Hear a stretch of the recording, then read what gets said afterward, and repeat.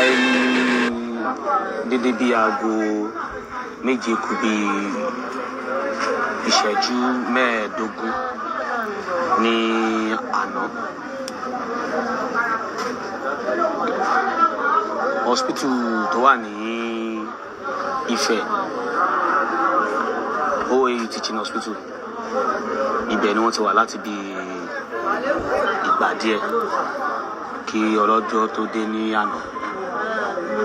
Àti bẹ́ẹ̀ náà láti gbé wọn wá sí Ẹdẹ ní ilé ọ̀dọ̀ wọn níbí báyìí.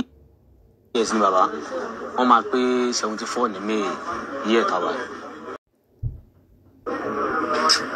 Ara ilé ò lè ròyìn bàbá kó dùn, ará àta ló lè ròyìn bàbá tí ó dùn. Ará àta ló lè ròyìn bàbá tí ó dùn, nítorí bàbá jẹ́ èèyàn kan tó jẹ́ pé ó kó ọ̀pọ̀lọpọ̀ èèyàn mọ́ra, àti ọmọ àfẹnubí, àti fi ara bí. So àtàrà àdúgbò àtọ̀rẹ́ gbogbo èèyàn ni bàbá kó mọ́ra. Bàbá sì jẹ́ èèyàn kan tó ní respect a lot. Tó bá rọmọ kékeré ọ̀rẹ́ ẹ̀ ni, bó rẹ́gbẹ́ ọ̀rẹ́ ẹ̀ ni, ẹni tí ò tó ọ̀rẹ́ ẹ̀ ni. Kọ́ ló ń ṣàánú fún wa, a gbìyànjú, ṣùgbọ́n kò séèyàn kankan tó rí ti ọlọ́jọ́ ṣe. Bẹ́ẹ̀ ni ọ̀rọ̀ ṣe rí. A ṣá dúpẹ́ fọ́lọ́run tó ti fi ikú ṣe ìsinmi fún wọn tí aago 4 ọ̀sán ẹ̀ní. Ṣùgbọ́n ti ayẹyẹ yòókù, àwọn ẹbí ní ó sọ nǹkan tó fẹ́ ṣẹlẹ̀ lórí yẹn. Orúkọ mi ni Ọláìdé Àlàfẹ́, tí mo jẹ́ alága ẹgbẹ́ òṣèré orí ìtàgé Tampan ní ìjọba ìbílẹ̀ Ẹdẹ East. Ó jẹ́ nǹkan tó kàn yẹn mi gbọ̀ngbọ̀n, torí ẹnìkan ṣoṣo máa yẹ kí n rántí ìbí mi ní bàbá Olofa náà. Àwọn ilé ẹnìkan ṣoṣo tó máa ń pè mí lórúkọ bàbá mi. Gbogbo wa ti rí àwọn orí sẹ́ẹ̀tì ni o. Wọ́n balẹ̀ pé wọ́n sọ ọ́ dórí sẹ́ẹ̀tì àwọn nínú fíìmù. Àwọn ni máa ń pè mí ní ọmọ borí owó. Tó jẹ́ pé wọ́n mú bàbá mi bíi bàbá. Ló jẹ́ pé mi náà ò ní bàbá mi nínú tíátà ju bàbá Olofa náà lọ. Gbogbo tí wọ́n bá ṣe láyé ni a máa ń sọpọ́tì mi. Láti ìgbà tí mo ti bẹ̀rẹ̀ ni àbá ti mú mi bí ọmọ tó di àsìkò tá a wà yìí. Gbogbo tí máa ń ṣe wá ní ọmọ mi ní í ṣe. Ká sọ̀rọ̀ ká yọ kò mú òkun rẹ̀, ká sọ̀rọ̀ tó dán mọ́rán, pé Olofa lọ́lọ́run fi rán.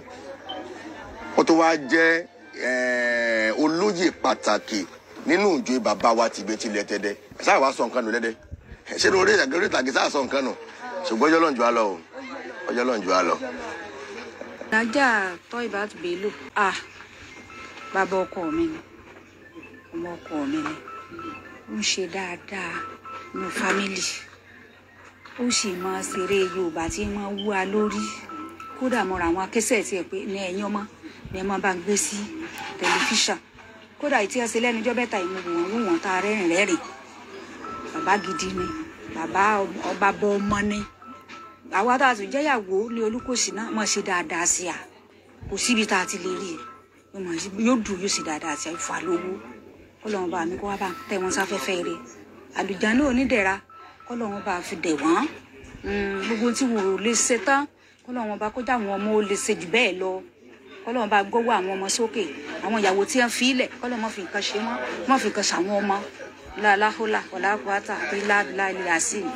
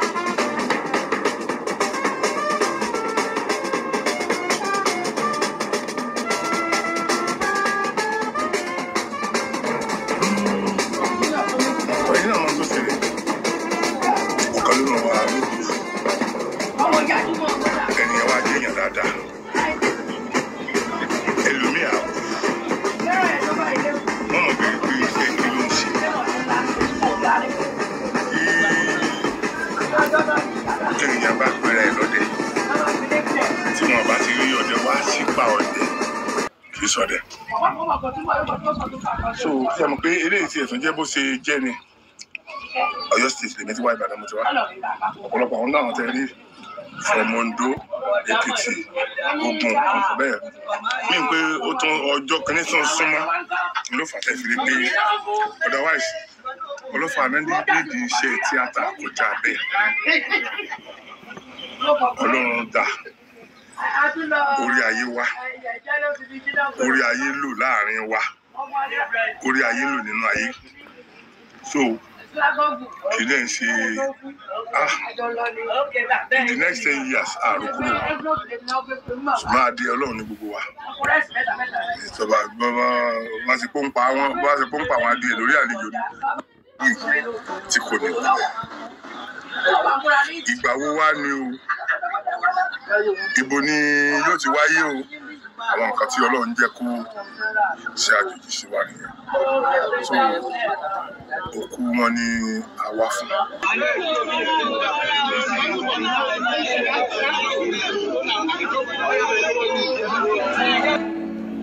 Orí mi, ìlú mi, ilé mi bá sùn, ẹ̀kún ìbùkún mi, ibi ayọ̀, ìgbà wo ni òró tú rẹ̀ Ọlọ́run mi.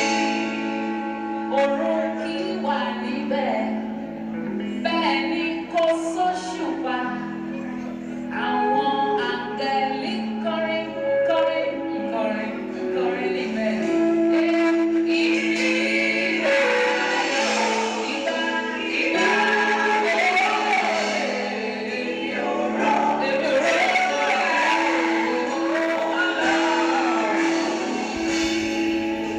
Ayọ̀ Ọládàpọ̀ mo jẹ́ National Director of Finance fún ẹgbẹ́ TAMPAN ìyẹn Theatre Art and Motion Picture Practitioners Association of Nigeria TAMPAN. Ìgbé ayé bàbá dà a bí bàbá ní oṣù karùn-ún ọdún 1950 wọ́n dẹ̀ lò 71 years láyé. Wọ́n kọ́kọ́ ṣe iṣẹ́ carpenter kó rí tó gbé wọn dé ìdí iṣẹ́ tíátà.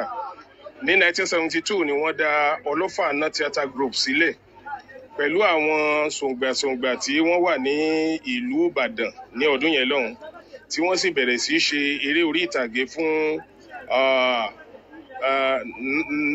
NTV a pè ní NTV ńgbà yẹn kò tí ì di NTA kó tó di wípé wọ́n wá padà bẹ̀rẹ̀ sí ṣe eré orí tẹlifíṣàn ṣùgbọ́n nígbà tí eré sinimá dé àwọn tún jẹ́ ọ̀kan gbòógì ní gbogbo ìgbà yẹn kí a tó bẹ̀rẹ̀ sí ṣe fíìmù àgbéléwò. Wọ́n ṣe dáadáa nínú ẹgbẹ́ wọ́n jẹ́ èèyàn dáadáa wọ́n jẹ́ ẹni tó kóni mọ́ra. Wọ́n ti fi ìgbà kan jẹ́ vice president ẹgbẹ́ ANTP nígbà tí à ń ṣe ANTP nígbà yẹn àwọn ni vice president south ṣùgbọ́n nígbà tí a dá TAMPAN lẹ̀ wọ́n jẹ́ ọ̀kan nínú national leader tá a ní wọ́n dẹ̀ jẹ́ èèyàn dáadáa wọ́n kóni mọ́ra. Mo rántí ìgbà tí mo wà gẹ́gẹ́ bí secretary ANTP ní Ọ̀ṣun state nígbà yẹn tí àwa tá a jẹ́ national executive council ìgbémìnà mi èmi àti treasurer tá a bá lọ Ìbàdàn látọ̀ṣun pé a fẹ́ lọ ṣeré pé a fẹ́ lọ ṣe meeting tí a bá ti ń parí meeting ni bàbá ó ti sọ fún wa wípé ilé àwọn là fẹ́ lọ sùn gbogbo àwa tá a wá látọ̀ṣun àtọjú ọ̀nà ni wọ́n ti máa pe ìyàwó wọn wípé àwọn ti lálejò tí ó bá sí nǹkan kan lé dàbí alára wọn yà lọ́jà wọn rà dání tá a fi jọ máa lọ a lè wà ń bẹ̀ fún ọjọ́ méjì wọ́n sì máa ń tọ́jú wa tí wọ́n á ṣe dáadáa so mo rí bàbá yẹn gẹ́gẹ́ bí ẹnìkan tí ó jẹ́ èèyàn dáadáa mo sì láìkì bí wọ́n ṣe ń ṣe nígbà ayé wọn ṣùgbọ́n a fẹ́ ọ ṣùgbọ́n Ọlọ́run fẹ́ ọ jù wá lọ. Ayọ̀ Ọládàpọ̀, the National Director of Finance, Theatre Art and Motion Picture Producers Association of Nigeria, TAMPAN.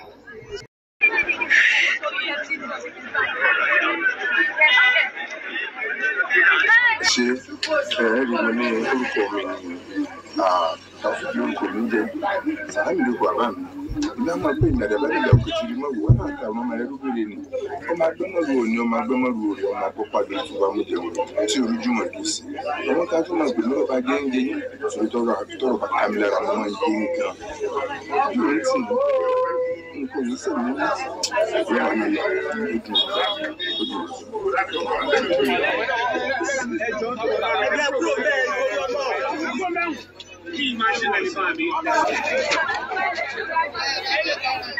Orúkọ mi ni Ọ̀túnba Ayọ̀bámi Ọlábíyì, the National General Secretary, PAMPAN Nigeria and Overseas. Bàbá wa Adérẹ̀mí Adédèjì Olofa iná jẹ́ ògúnnágbòǹgbò nínú ẹgbẹ́ òṣèré ní orílẹ̀-èdè Nàìjíríà àti ní gbogbo àgbáyé. Bí a ṣe ń sọ yìí, ọ̀kan nínú àwọn tí wọ́n jẹ́ àpáta fún ẹgbẹ́ ni, tó jẹ́ pé àyè tí wọ́n filẹ̀ tó ṣòfò yìí ó le díẹ̀ láti rí ẹni tí a sọ pé kó wá pìlẹ̀ irú ìlú bẹ́ẹ̀. Gbàgbà yìí pé Ọlọ́run ló fún wa, Ọlọ́run náà ló gbà lọ́wọ́ wa. Tí gbogbo yín mọ̀ sí jogun ní ojú wa ò lè rẹ́rìn-ín. Ẹ mọ̀ pé ohun tó ṣẹlẹ̀ sí wa tí a máa rẹ́rìn-ín nítorí pé àpàdánù ẹni pàtàkì láàrin ẹgbẹ́ òṣèré. Ọ̀kan nínú àwọn tí a tún lè pè ní àgbà òṣèré lónìí tó kù ní àgbà òṣèré pàdánù ẹgbẹ́.